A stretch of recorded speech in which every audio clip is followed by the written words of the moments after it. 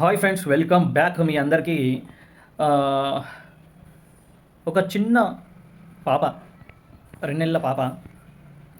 ఒక తల్లి ఒక బిడ్డని కనాలంటే 9 నెలలు తను మోసి డెలివరీ అయ్యి బయటికి వచ్చే వరకు కూడా గ్యారంటీ ఉండదు.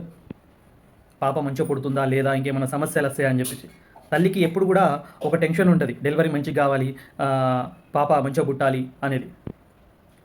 అలాంటిది అంత బాధపడుతూ ఒక కన్న తల్లి తన పిల్లలని కంటుంది.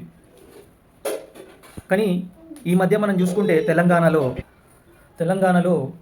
ఏం జరుగుతుంది అనేది అర్థమవుతలేదు. ముఖ్యంగా కొంతమంది లీడర్స్ వాళ్ళు అసలు ఎలా ప్రవర్తిస్తున్నారో కూడా అర్థమవుతలేదు. ఎలక్షన్స్ ఉన్నప్పుడేమో వచ్చి జనాల కాళ్ళు పట్టుకుంటారు. ఎలక్షన్స్ అయిపోయి ఒకసారి రిజల్ట్ వచ్చి వాళ్ళు గెలవంగానే మా అంత మొగోడు లేడు అని అనుకుంటారు. మరి దీన్ని ఏమంటారో తెలియదు. కానీ ఒక చిన్నారి, ఒక ఫ్యామిలీ, ఒక వైఫ్ అండ్ హస్బెండ్ ఒక టెంపుల్కు దర్శనం చేసుకుందామని వెళ్తే 2006 దునియా ఎక్కడి నుంచి ఎక్కడ వెళ్ళిపోతుంది, మన మెంటాలిటీ మాత్రం మారతలేదు. ఏ రోజులలో బతుకుతున్నాం రాబాయ్ మనం, అర్థమవుతలేదు. ఇలాంటి టైంలో కూడా కులమత భేదాలు, నువ్వు చిన్న కులం నేను పెద్ద కులం అనేది, ఎవరైతే దర్శనం చేసుకోవడానికి వెళ్ళారో వాళ్ళకి గుడి లోపలికి రానియకపోవడం. కన్వర్టేషన్ అనేది ఇలాంటి మూమెంట్ చూసినప్పుడే ఎదుటి వాళ్ళకి ఒక అవకాశం దొరుకుతుంది.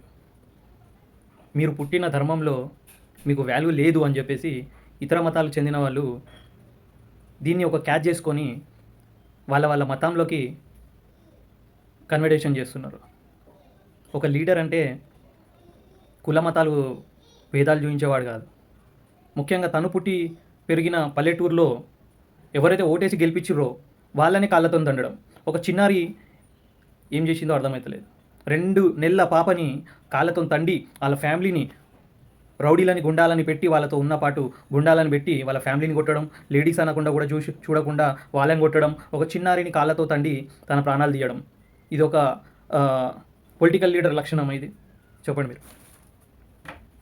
ఇప్పటికైనా సిగ్గు తెచ్చుకుంటారా మీరు ఎవరికి ఓటేస్తున్నారు అనేది. అన్నీ దొంగ వాగ్దానాలు చెప్పుకుంటూ వాడిచ్చే 500 కోసం మీరు తీసుకొని ఓటేస్తే ఇలాంటి ఇన్సిడెంట్స్ మీరు ఎదుర్కోవాల్సి వస్తుంది. ఈ రోజులలో కూడా కులమత భేదాలు, నువ్వు చిన్న కులం నేను పెద్ద కులం, నేను ఉన్నవాడిని నువ్వు పేదవాడివి అని, ఇలాంటి రాజకీయ నాయకుల్ని ఏం చేయాలి?